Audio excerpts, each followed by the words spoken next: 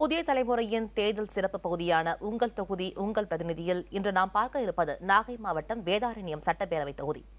இத்தொகுதி பற்றி விரிவாக பார்க்கலாம்.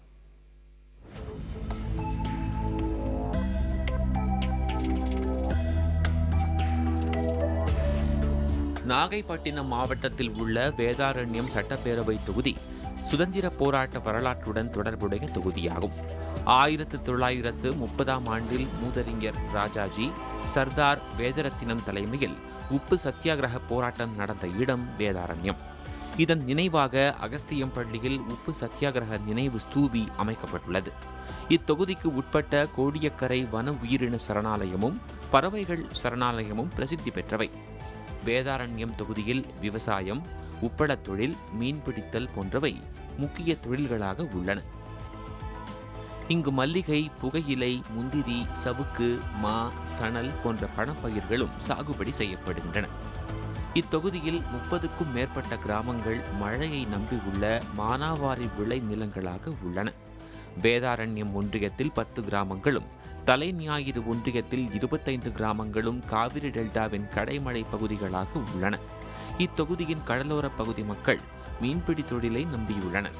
இத்தொகுதியில் வேதாரண்யம் நகராட்சி, வேதாரண்யம் ஊராட்சி ஒன்றியத்தில் உள்ள 9 ஊராட்சிகள், தலைஞாயிறு பேரூராட்சி, தலைஞாயிறு ஊராட்சி ஒன்றியத்தில் உள்ள 9 ஊராட்சிகள் மற்றும் திருக்குவளை தாலுகாவைச் சேர்ந்த 9 ஊராட்சிகள் உள்ளன.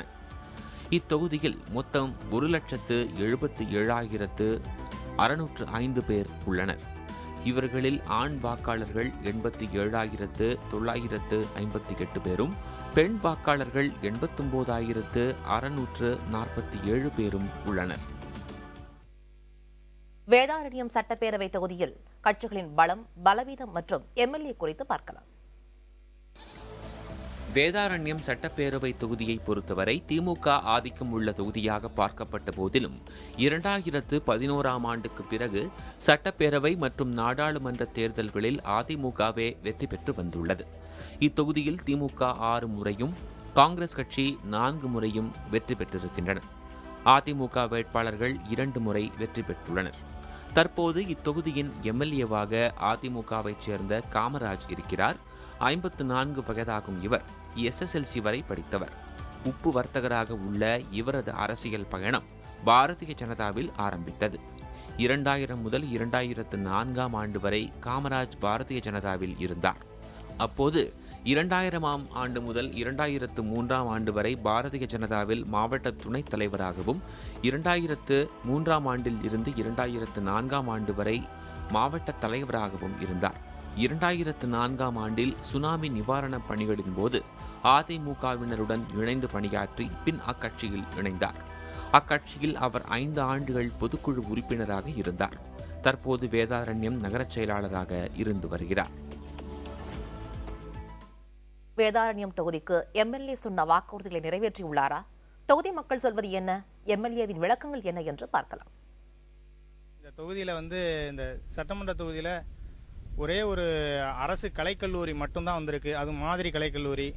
வேற எந்த அரசு அறிவித்த திட்டங்கள் அப்பப்போ இந்த நடைமுறையில் ரேஷனில் அறிவிக்கிற திட்டங்கள் மட்டும்தான் வருது. வேற எந்த ஒரு பெருந்திட்டங்களும் இந்த பகுதிக்கு வரல.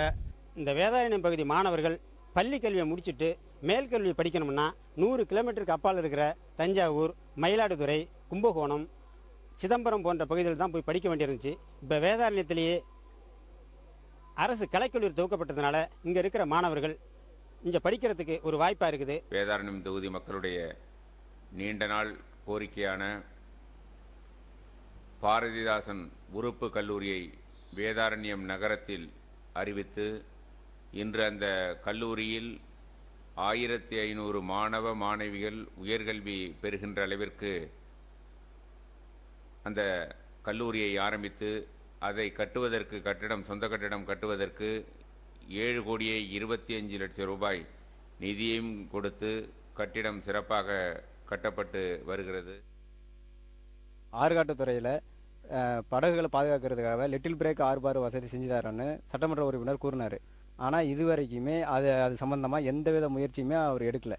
வேதாரண்யம் தொகுதியில் உள்ள ஆறுகாட்டுத்துறை மற்றும் வெள்ளப்பள்ளம் மீனவ மக்களுடைய நீண்ட நாள் கோரிக்கையான துறைமுகம், மீன்பிடி துறைமுகம் அமைக்க வேண்டும் என்ற கோரிக்கையை மாண்புமிகு தமிழ்நாடு முதலமைச்சர் அம்மா அவர்கள் ஏற்று அதற்கான துறைமுகத்தை அறிவித்து அதற்கான ஆய்வு செய்வதற்கான நிதியையும் ஒதுக்கி ஆய்வுகள் நடைபெற்று வருகிறது.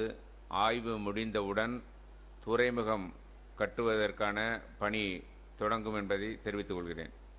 கோடியக்கரை பறவைகள் சரணாலயம் வந்து சிறப்புமிக்க சரணாலயம். இங்கே வந்து வெளிநாட்டு வாழ் பறவைகளும் மற்றும் வனவிலங்குகள் சரணாலயத்தில் மான்கள் உள்ளிட்ட சிறப்பு அரிய வகை விலங்கினங்களும் இருக்கின்றன.